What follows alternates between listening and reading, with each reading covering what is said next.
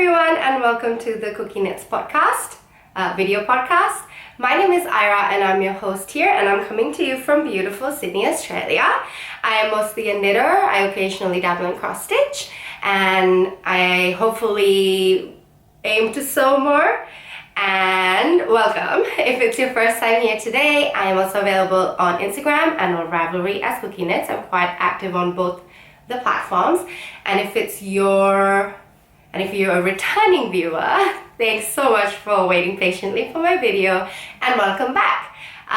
It's been a long time since I've done like a traditional podcast video. I think the last one I filmed was in November after the Stephen West MCAL. And I did manage to get some time in January to film a 2023 wrap up. So if you guys haven't checked that out and you want to see all the stuff I made last year, that video should be up on my channel. I had a weird last few months. I apologize for how long it's been, but I genuinely, from November to December, just didn't have anything to show you. I lost not my knitting mojo, but I tend to only have 2 or maybe 3 projects. I finish one, then I cast on another. I'm usually that kind of a knitter, and that completely went out the window in November and December. I just cast on different stuff and then just abandoned it midway through, not finishing anything. And it wasn't until January when I had a little tonsil surgery, so I had a couple of weeks off from work, that I was at home and I did a little bit of knitting, and I finally have some finished objects and finally got my life together in end of Feb almost, to finally bring you guys an update. So apologies for the wait, but I'm back. Let's get started. My first finished object is the Kerr Sweater by Rebecca Clow. She's the Creya Bear. This is a very popular pattern, and I knit this for my husband. So the dark blue tweedy yarn is the Cleckheaton Country Naturals 8 ply in the colorway Ink, and then the gray is Bendigo Woolen Mills Rustic 8 ply, which is a discontinued yarn now, in the colorway Misty. And I have a few more balls of this, and I plan to use it as a contrast color because I have a few more of these sweaters planned up. So the sweater is advertised or mentioned to be like a unisex sweater, but you do have to do modifications if you want it to fit a male fitting sweater, because the proportions are, I think, for a female fitting sweater. So I had to modify a little bit of it. Let me first pop in a picture of my husband in it so you guys can see how it looks. If you've been long-time viewers, you'll know that modifying stuff is not my favorite. But this one, as soon as I saw this sweater, especially because I saw Skein of Dreams, Megha, her test knit that she altered it and modified it to fit her husband, and I thought it looked so good as a sweater on a man. And my husband loves colorwork or cables. He finds stockinette sweaters really boring. Sounds like a man who doesn't knit. It's okay, I don't mind. I probably would go mad knitting a full stockinette sweater in his size anyways. So as soon as I saw it, I was like, oh, I'm definitely gonna make that. And if you guys are new here, or you might not remember, the way I usually work around making sweaters for my husband is I show him the patterns, and then he kind of chooses the colors, and he okays the patterns as well, so that'll be something he likes and that he'll wear. It took a little bit of back and forth with this because it was hard for him to imagine how it would look. Anywho, I wore him down like I do with everything else, and yay! So the alterations. The main alteration you need to do is you need to lengthen the arm size because it'll be too short for male shoulders. So that's basically what I did. I measured his arm size. In hindsight, because it's a drop shoulder, I should have probably measured his upper bicep because it's a touch too long, and it makes the sleeves a touch wider than I would have liked, but more than anything, it's made the color work start just a little bit lower than I would have liked. So I'll just pop in a picture of my husband again in the sweater so you can kind of see proportionally where it fits. This was a minor, it's not an error, but it's the first time I'm modifying garments, so I would have liked it a little bit higher. But how I modified it was I measured the how many centimeters I had to add, and then I looked at the row gauge and figured out how many rows that was. So in my case, I think it was like 16. In hindsight, I wish I had done maybe like 12 rows. So I don't know if it was 16 or 32, either way. You sort of figure out how many you want to add, and then you need to add like half of that to the back and half of that to the front. The other alteration I made was that I lowered the collar a little bit so that he could still wear it with a collared button-down shirt if he wanted to wear it to work. It has come out a little bit more of a casual fit than he might wear to work, but just in case. Whereas for the pattern, it's quite high neck and it's got a double folded collar. I did a single folded collar, lowered the pattern, lowered the collar down. So how I did it was, let's say I had to add 16 rows to the back, 16 rows to the front. So I added 16 rows straight to the back, and then I increased the collar increases, the collar increases where it says, increase for 2 rows. I did it, say, for 4 rows. So I extended it and then subtracted the 4 rows from the 16 and added the rest as length to the front. That's how I did the alteration, modification. All the details are on my Ravelry project page. Not the numbers as much, but just how I did it. I might have put the numbers in there as well. I tend to update my page as I do modifications so that it's still fresh in my mind. And then the other thing I had to change was the rate of decrease for the sleeves, because it's slightly more of a puffy, a puffy sleeve in the original pattern, and I had to figure out how to decrease through the color work here, because in the pattern you actually don't decrease till after the color work. But because the arm side ended up becoming a little bit bigger than I wanted, I feel like the sleeves were huge. So I had quite a drastic decrease through the sleeves. Let's see, and there's no body shaping, it's straight down. My husband said it's kind of it feels like a really comfy sweatshirt, so he says he will live in it. However, for future patterns, if I'm going to modify stuff, he had a couple of notes. Obviously, he also agreed he would have liked the color work a little bit higher up, more across the chest rather than around the mid section.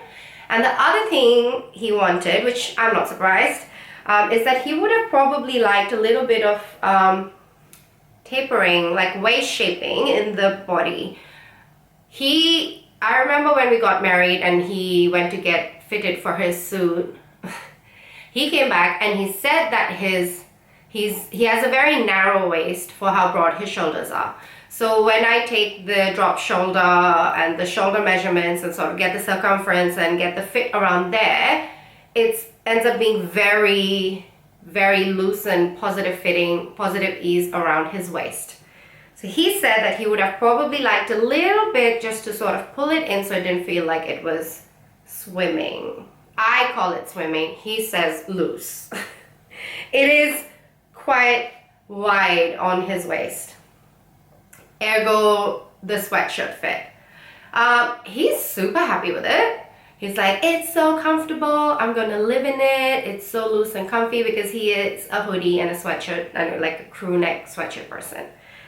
For me, however, most of the sweaters I've knit for him are more set in sleeves and more tight, not tight fitting, but better fitting, less positive ease fitting, and that's sort of the look I'm comfortable and I like on him in a sweater.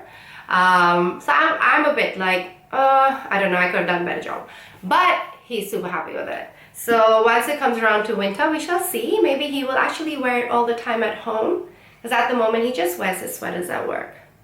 I still love how this looks. I had no issues with the color work. There's multiple charts. There's a thick, like this is a thicker band, and there's a thin color work band as well. And there's charts for if your main color is the darker color or if your main color is a lighter color, so you're not getting confused, which I think is great. I plan to make one of these for one of my other friends, a girlfriend, and I want to make one for myself as well. So I think I have enough of this gray to be the main color for all of the 3 jumpers, so maybe we'll be matching. Yeah, the Kerr Sweater by Rebecca Cloud. And then my next finished object is what I'm wearing. This is the Osgoode Slipover by Joan Ho. And I have knit this in the Knitting for Olive Heavy Merino in the colorway Navy. I'll just show you guys what it looks like.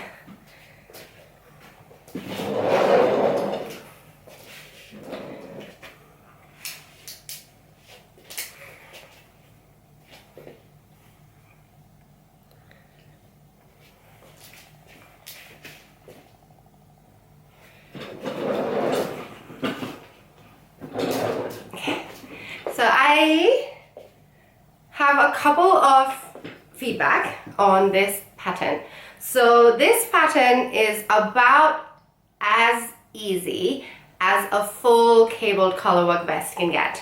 This is knit bottom up in the round. It's supposed to be iron weight, so like a thicker 10 ply, but I knit it in worsted, like a slightly thinner 10 ply, so my gauge is quite loose and gappy. But either way, it's a big gauge. It's on 5.5 millimeter needles. And then it's got inbuilt, is that the word I would use?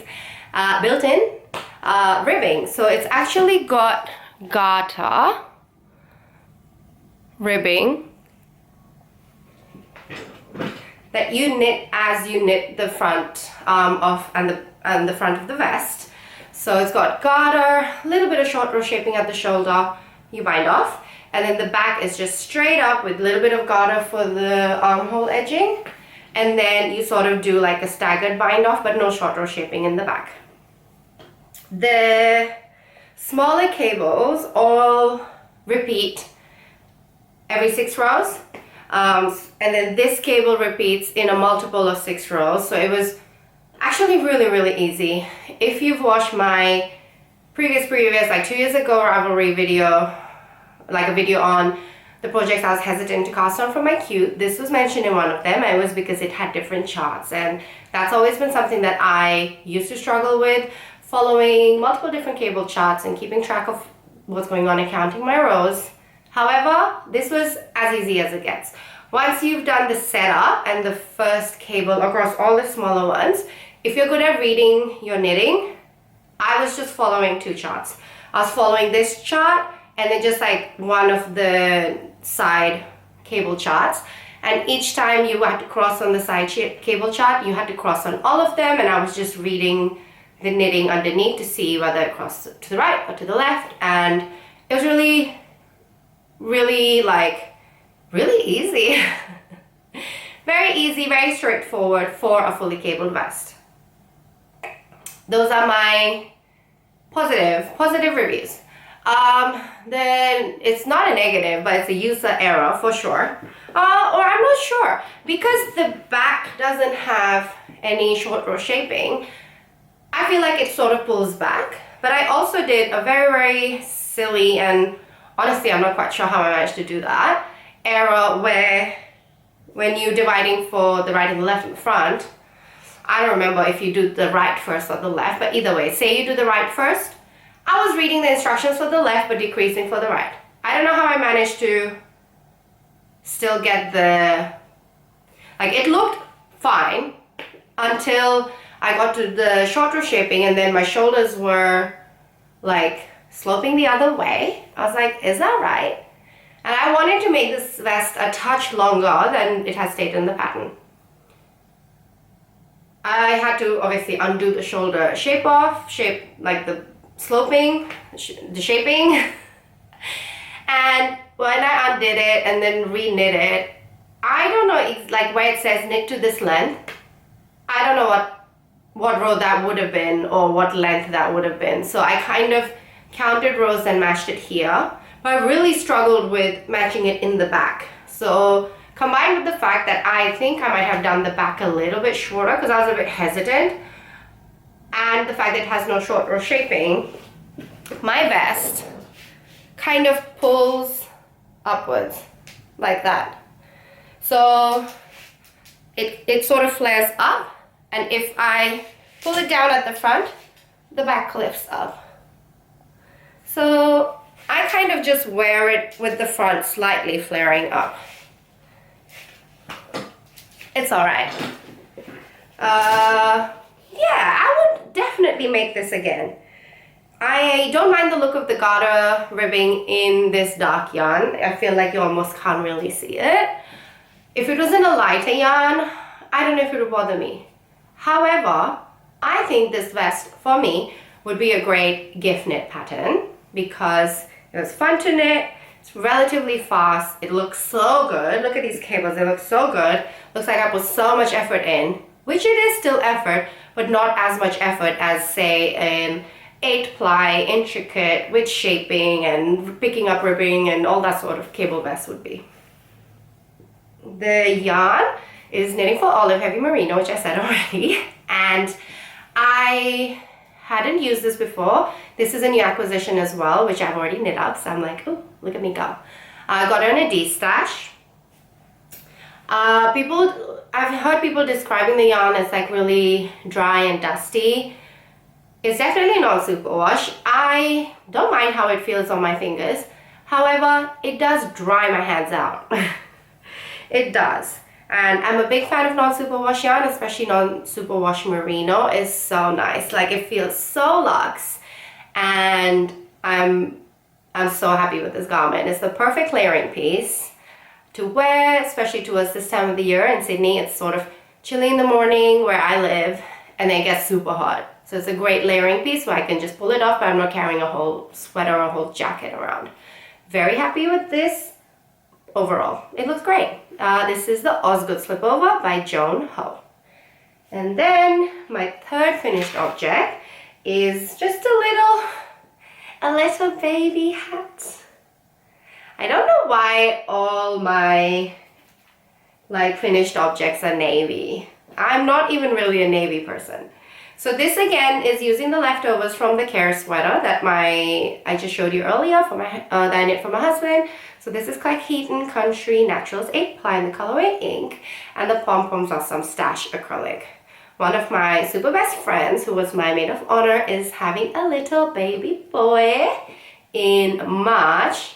I don't know why I said baby boy like that. I spent the whole morning, not the whole morning, I was imitating what's her name?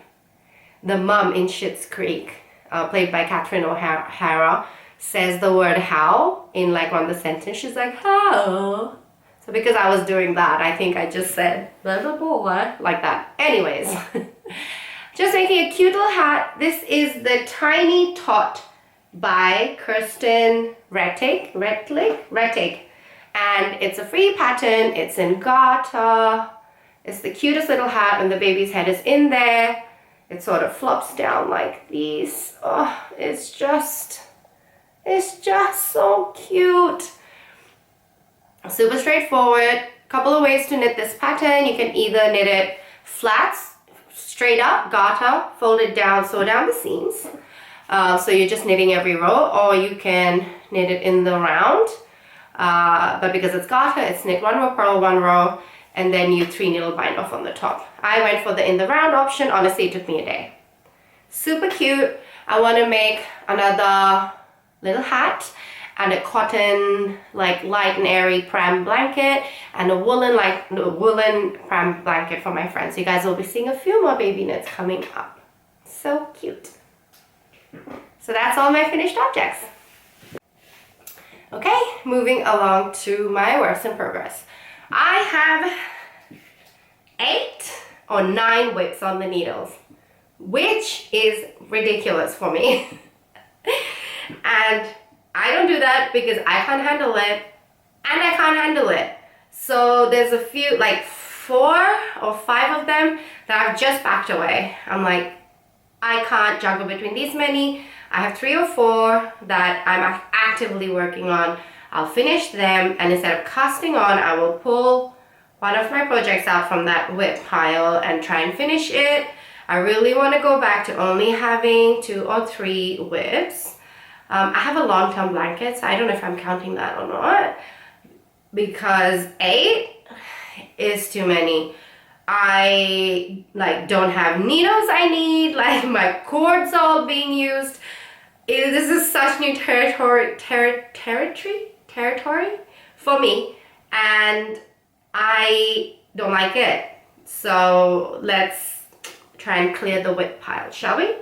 So I'm just showing you the stuff that I'm actively working on. My first WIP is stored in this cute little project bag that my friend Vera made for me. She gave it to me around Christmas, made from some spare Marimekko fabric. Isn't it lovely? I'm so happy with it. It's so cute. Thanks, Vera. Okay, so the project is blouse number 1 light by My Favorite Things Knitwear. And I am knitting this in the yarn, the Fibre Co. Cirro, Cirro, which is a sport weight. So 5 ply, 40% Suri alpaca, 40% cotton, and 20% merino. So it's one of those fuzzy kind of sheer yarns. Yeah, there we go. So it's one of those fuzzy sheer yarns. Yeah. So I am knitting this for my youngest sister, who is 19. I'll put in a picture of this top. It's a very trendy style at the moment with the utes. The utes, like my sister. I think if she ever watched this video of me calling her the utes, she would die. Anywho, I sent her a bunch of patterns and she picked this one. I thought that I was going to get to see my sister in March. Didn't work out, so I've actually stopped. I stopped knitting on this. I got all of this stuff done by 1 ball of the yarn, and I have 2 more. I will eventually pick it up once I have a better idea of when I'm going to see my sister and finish it off. This was knit on like 6mm needles or something. Super fast. The yarn is so soft.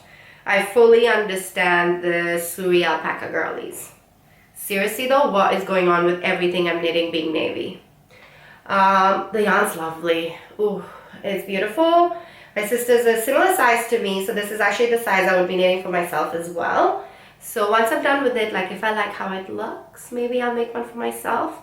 I have a Suri alpaca yarn coming from the Woolen Works Barbie collection. I don't know if I have enough coming, but I'll have a look because I was trying to make the cumulus blouse out of that. And it uses a bit less yarn because it's a V-neck and the sleeves sort of taper in, whereas this one has slightly more bell sleeves and it has a very high like boat neck on this one.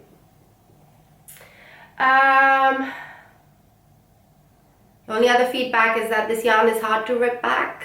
I had to rip back a little bit.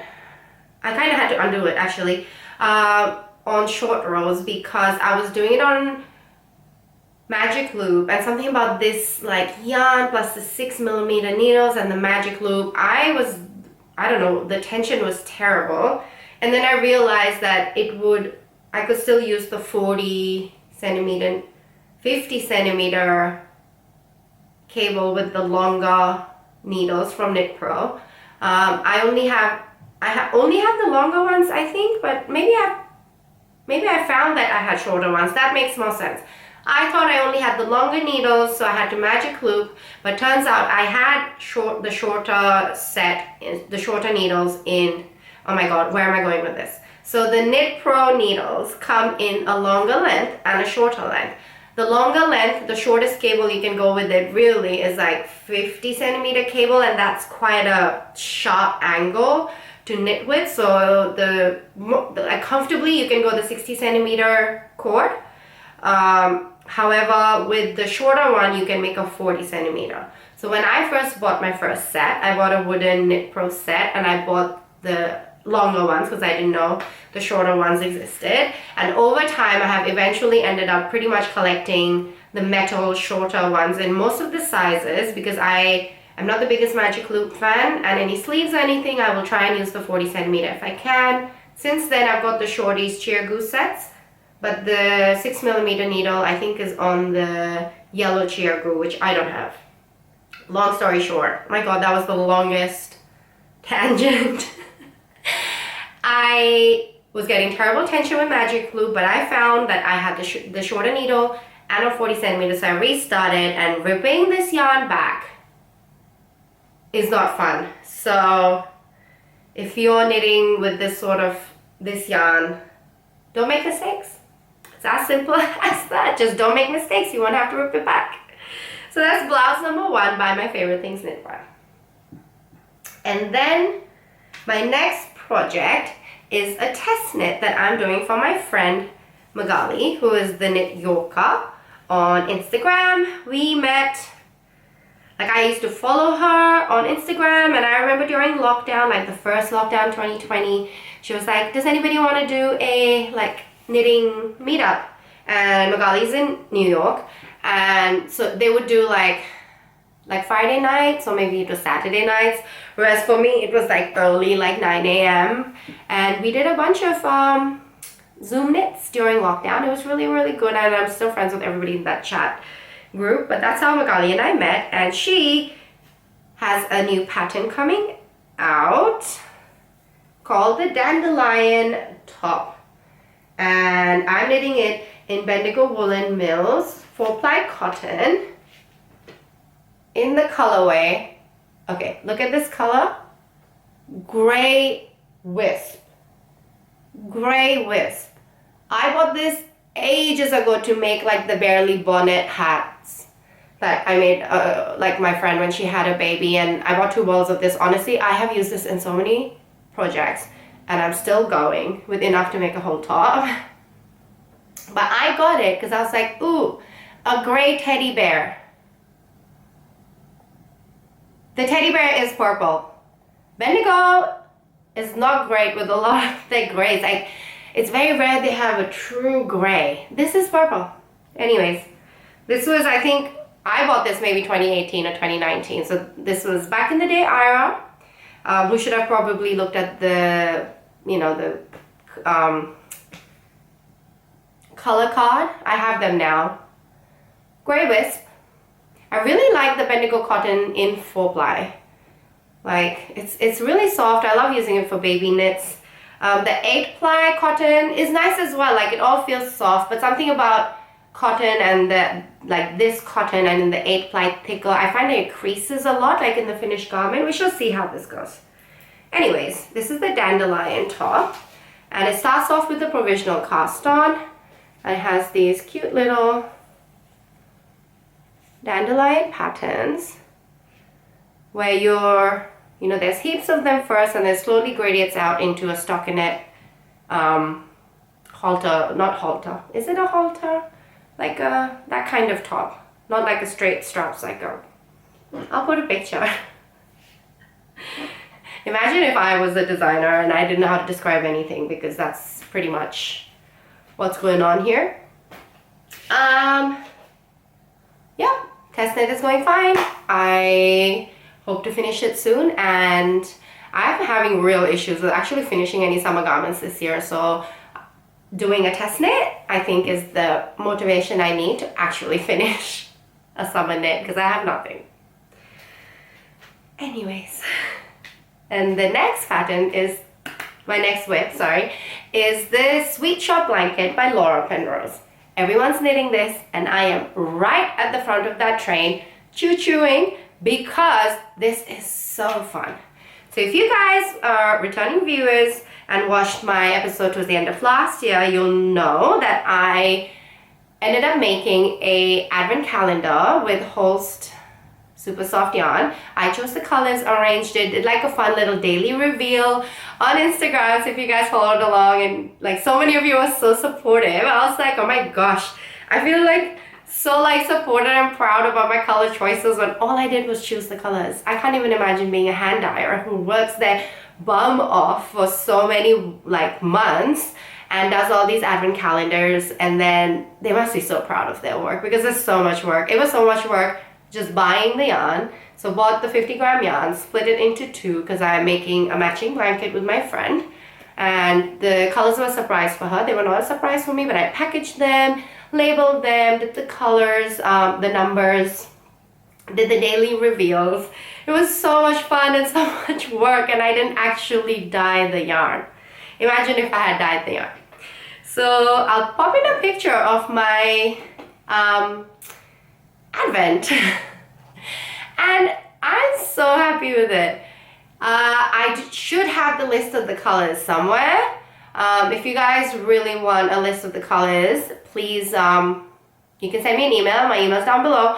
Or you can send me an Instagram, or like I have a picture of the piece of paper where I have the colors written by the day and like the rainbow sequence. So, and they're all from Host, which is very affordable. So I'm using that blanket, those colors in my blanket, as well as some stash yarn. The blanket is designed to be knit with 4-ply held double, so fingering weight held double, plus, or you can use DK, of course. The biggest, like there's different sizes on there, obviously. The biggest size is like a throw, like a big throw. It's like 99 squares. So I was knitting the first few squares, right? Like that's where you start, and I'm sort of having the color go like this in the rainbow. So I was like knitting these first few, obsessed. Honestly, I think the cinching factor that makes it for this pattern is my contrast yarn. I am using Bendigo Woolen Mills Woodlands, which is a mohair, like a teeny weeny bit of mohair and wool blend with rainbow speckles. This colorway is called River Sand, and this rainbow speckled is what is like making my blanket. I am so obsessed unhealthily with this blanket. I got through so many of these squares in December, and I had to actually stop myself from knitting on it because I have so many other things to knit, and this really is meant to be like a long-term, easy to put down, easy to pick up project. So I was knitting the first row, which is here.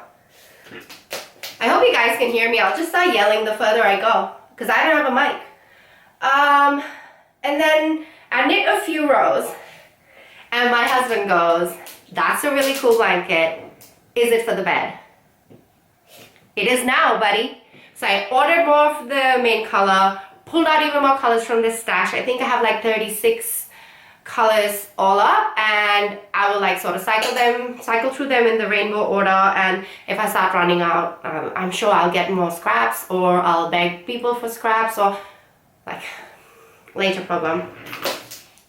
So I went from 99 squares to, I did the math for our queen size bed, 168 or 168. That sounds right. It's definitely an even number, which is 12 squares across, 14 squares tall. So now this is how long my blanket is width-wise.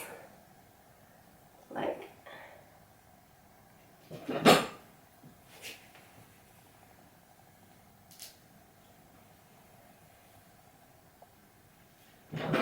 are you kidding me? Why do I take stuff and just like push it to a ridiculous degree? Anyways, I'm knitting a huge blanket. I have done, I don't know, like 40 something squares, and I'm like knitting on and off it. This pattern is great for scraps. It's great for the fact that you actually cast off after every square. It's a modular knit. You cast off after every square, and then you pick up with the next color. So you do have ends. I have been, look at me showing you the back side. I've been knitting, this is the back side.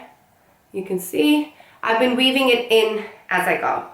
Like I've woven these ends in. But most of the squares will have 2 or 3 ends per triangle. So you'll end up with like maybe 5 or 6. I've been weaving as I go. As you can see, all ends woven in because all of these hanging off all of them will drive me crazy. Also, can you imagine weaving them all in at the end? I'm so excited. I've been forcing myself to sort of put it down, work on other stuff. But every time I pick it up, I knit like four squares. 4 squares in a week. And now that I've beyond upsized this, I'm having a little conundrum. I don't know how I'm going to wash this blanket because I've used Whole Super Soft, which has spinning yarn in it, spinning oil in it. So it's a little bit, the contrast colors are a little bit crispy. They definitely need a wash. Probably in the bathtub. And then like stuff it into my washing machine and spin it and then lay it flat in the garden. You know what? That sounds like a later Ira problem. I'm obsessed. My friend is making a matching one, but she's only doing 48 or 49 squares. Because not everybody is crazy like me. Sweet shop blanket. And then my last whip is the frills, all the frills sock from Summer Lee Knits, who is a great, like her fun colors in her socks. Oh my gosh, her socks are so fun. She has a book coming out. I've pre-ordered it from my local bookstore. Hopefully I should be getting it soon. This pattern is one of the patterns in the shorty sock set. So it comes with 3 different sock patterns, the ruffly one, a regular one, and like a pom-pom one. But the pom-pom pattern is also like a low, like sneaker sock. And there's information on how to stripe them and how to fade them. Yeah, like an all-you-can-need sock set for if you like shorty socks, which is my preference. I am knitting it in this fun Regia yarn.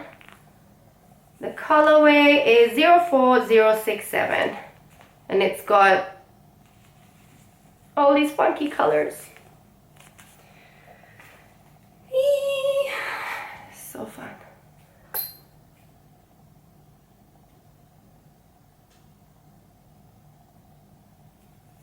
I'm just at the heel. Nothing much to show you. But I'm back on the socks. I haven't done socks in a while, so, and I'm back on it. So that's all of my whips. Acquisitions wise, this was an acquisition.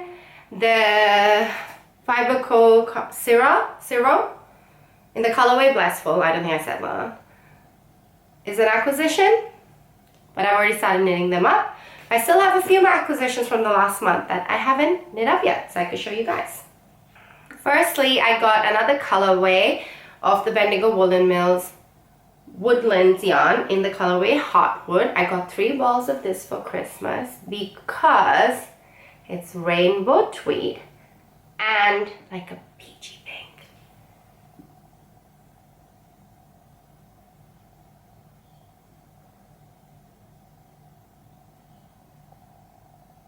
Is this me in a yarn? Probably. And then for Christmas so this one was from my husband. Thank you, husband. And then from my mother-in-law, I asked her when Knit Picks had their big, like their big sale. I think that's what they call it. I think they do it in November.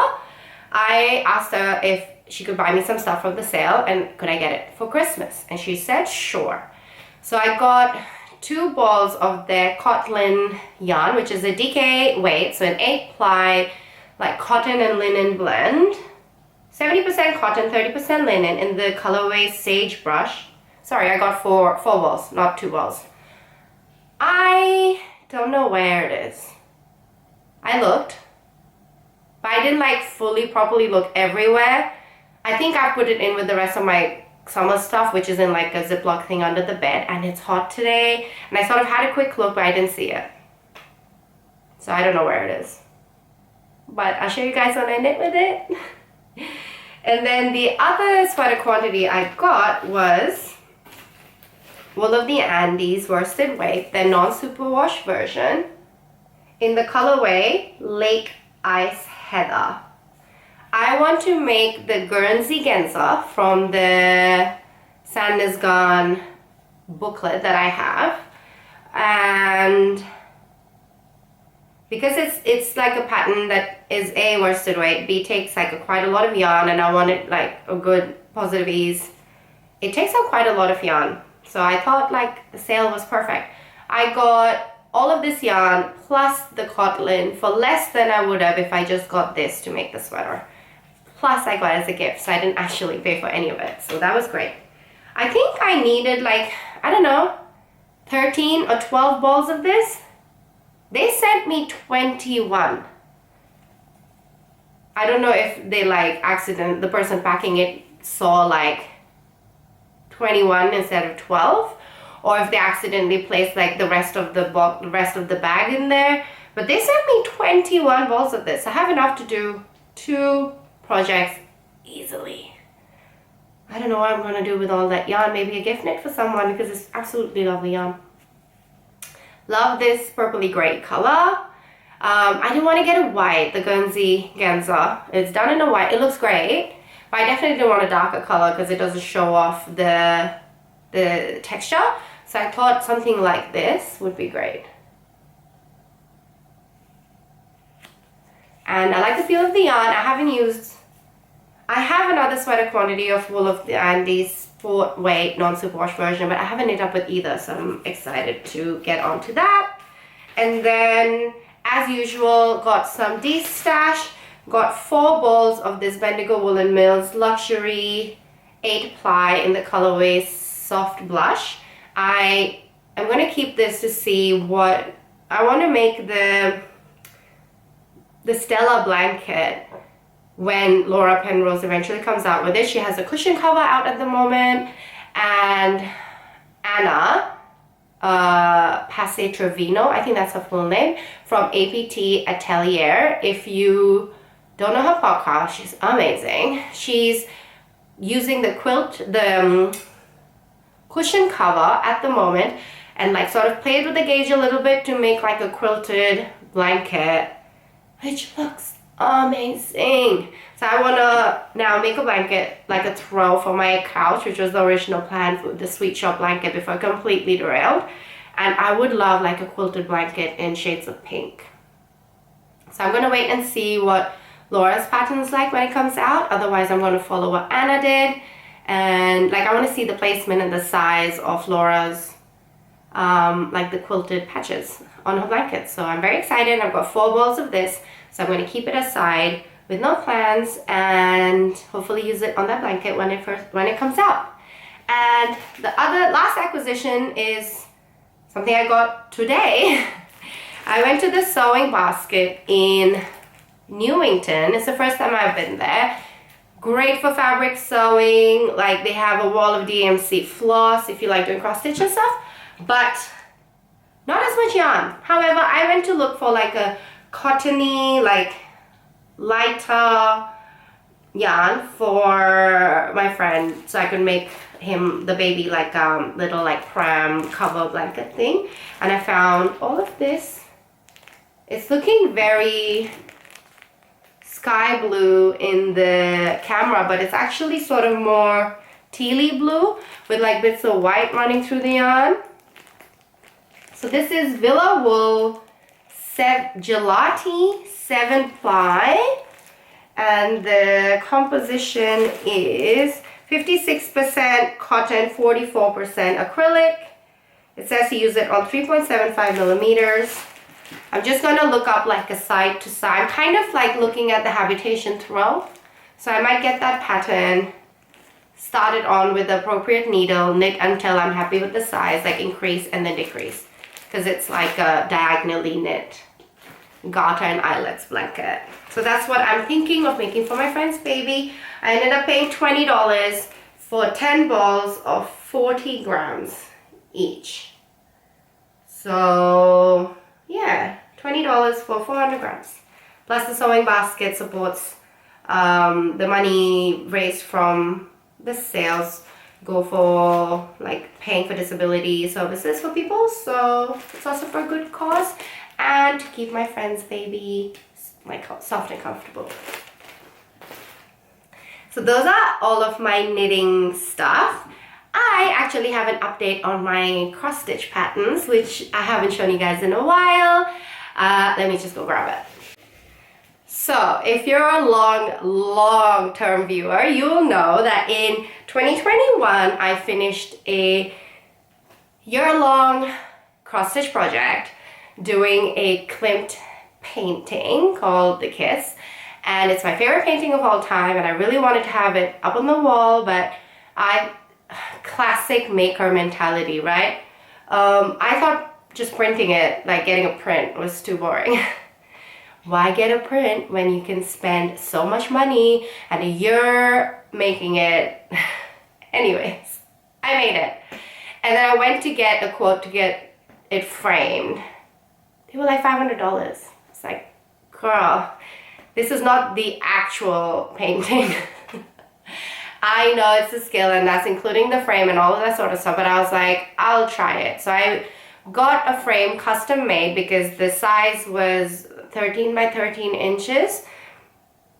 And it was really hard to find a frame where like, so the frame comes with a mat in it where the like mat opening was 13 by 13 inches.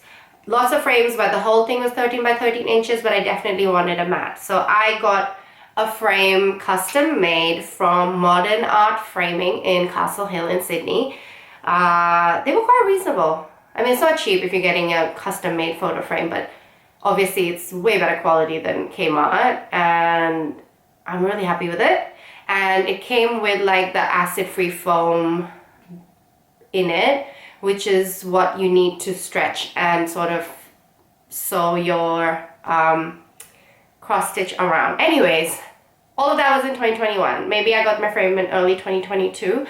And then for the next 2 years, I just avoided framing it because I was too nervous. And then like a couple of weeks ago, I don't know what struck me. Honestly, it was at like almost like midnight. I was like, you know what? I'm gonna frame it. Oh my gosh, sorry about the reflection. Should have got, can you see that?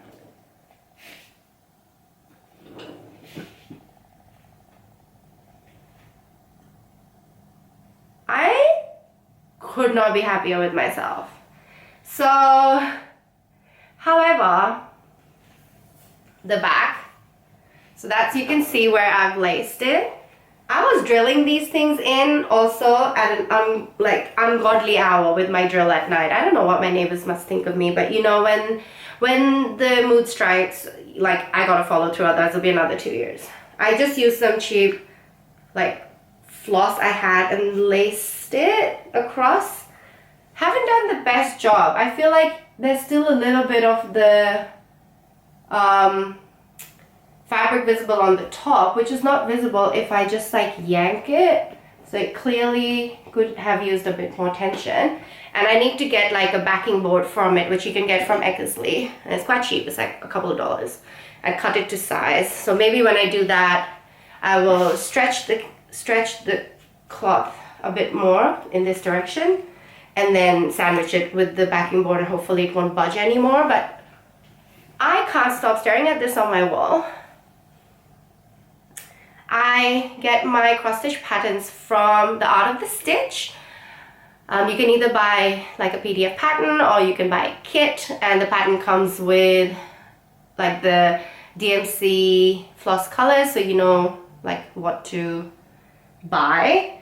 And there's different, like this is like obviously the full portrait, but you can get like a smaller one, you can get like a bookmark, lots of different options honestly. And she has so many classical paintings, so if you're into this stuff, great resource. I went for the 18 count Ida because I really did not want it to look like a cross stitch. I low-key wanted it to look like a print because I wanted a print at the end of the day.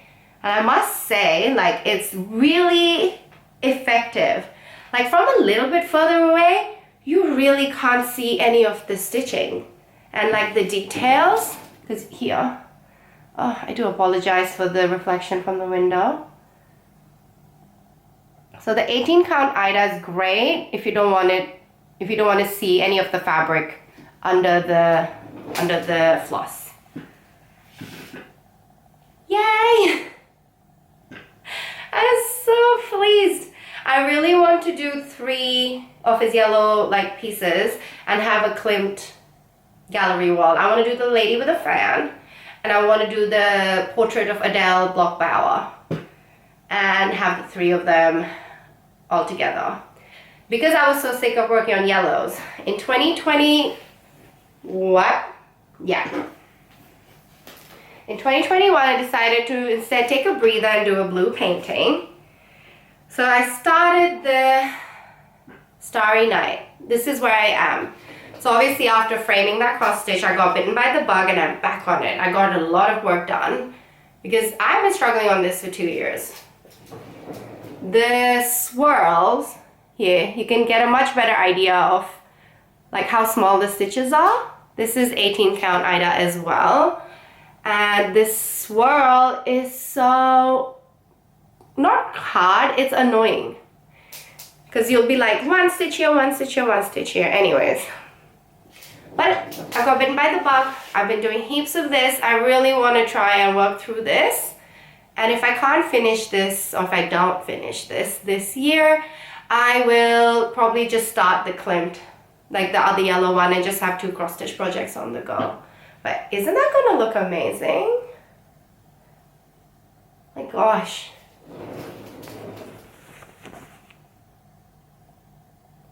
So I use black thread to make a grid because the pattern has a grid on it of 10 by 10 squares.